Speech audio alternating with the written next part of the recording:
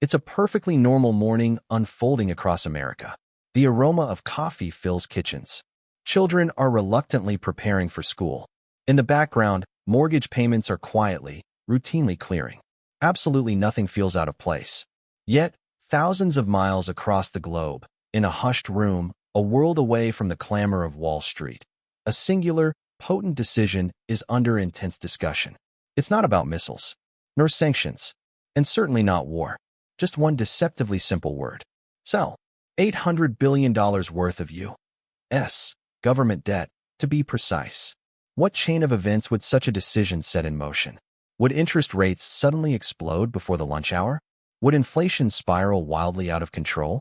Would the American housing market simply collapse even as people are still commuting to work? Or could this be one of the most profoundly misunderstood fears in the annals of modern financial history? Tonight, our goal isn't to chase fleeting headlines or fuel sensationalism. Instead, we're here to reveal the genuine, underlying story. For many years, Americans have consistently been bombarded with the same unsettling warning. China, they say, owns America's debt. China is America's single largest lender.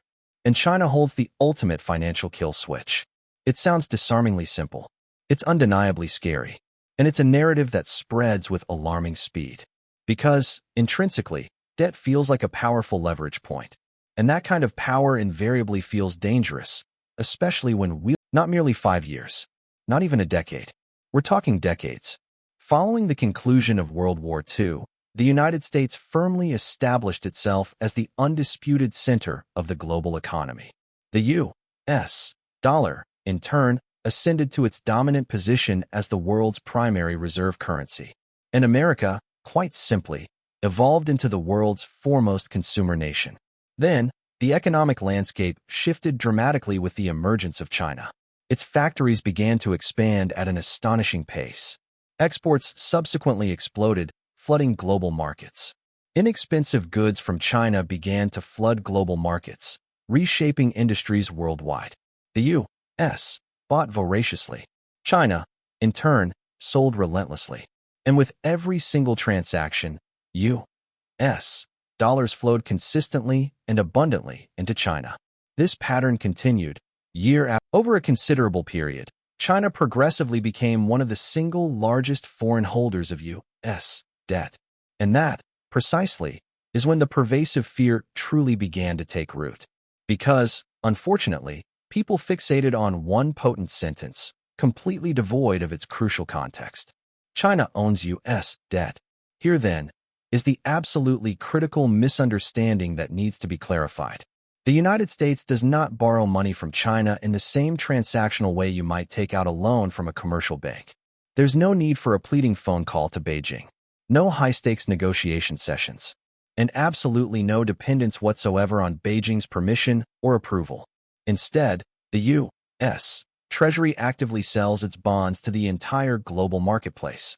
Yes, China certainly buys some of these bonds. Japan also acquires a significant portion.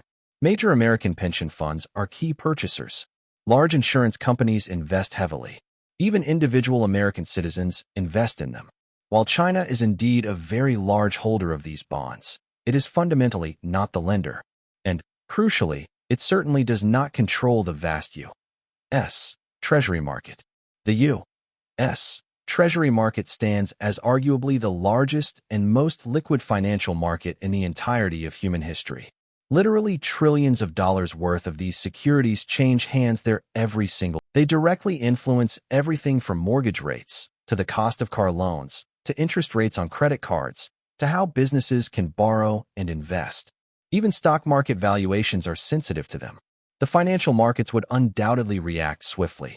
Initially, there would be widespread confusion. Then, a palpable wave of fear. Headlines across financial news outlets would explode with alarm. China dumps U.S. debt. Financial shockwaves rock global economy. Global markets reeling. This, precisely, is the apocalyptic moment many people conjure in their minds when they speak of a financial collapse. But this is also the pivotal juncture where the narrative takes a dramatically different turn. Because here's a crucial insight into what actually transpires when U.S. Treasuries experience a significant sell-off. dedicated buyers emerge. And they emerge rapidly. And why, you might ask, would that be the case? Because despite any perceived instability, U.S. government debt remains one of the most fundamentally secure places in the world to park capital. When bond prices fall, as they would in this scenario, their yields concurrently rise. And these higher yields inevitably act as a powerful magnet, attracting a new wave of if the financial markets threaten to lose their equilibrium, the Federal Reserve possesses the unparalleled authority to step in decisively. It has the capacity to purchase U.S. Treasuries in truly unlimited quantities. And this isn't mere theoretical conjecture. It has demonstrably done so before. Notably in 2008, amidst the turmoil of the global financial crisis. And again in 2020, as the world grappled with the unprecedented challenges of the pandemic. This, then, is not abstract theory. It is verifiable, recent history. When the Federal Reserve actively purchases bonds, their prices naturally ascend. Concurrently, yields fall. And consequently, the markets swiftly stabilize. The system may indeed bend under pressure, but it resolutely does not break. Now, let's reverse our perspective. It turns out to be a double-edged sword that ultimately inflicts significant harm upon the very entity attempting to wield it. So, what then of the impact on everyday Americans? On homeowners, for example, on renters, on workers across the nation. Could mortgage rates indeed experience an upward spike? Yes, that is a possibility. However, housing markets are complex ecosystems that fundamentally do not collapse overnight. Their dynamics are driven by intricate factors such as supply, demand levels, wage growth, and broader demographic shifts. And what about the specter of rampant inflation?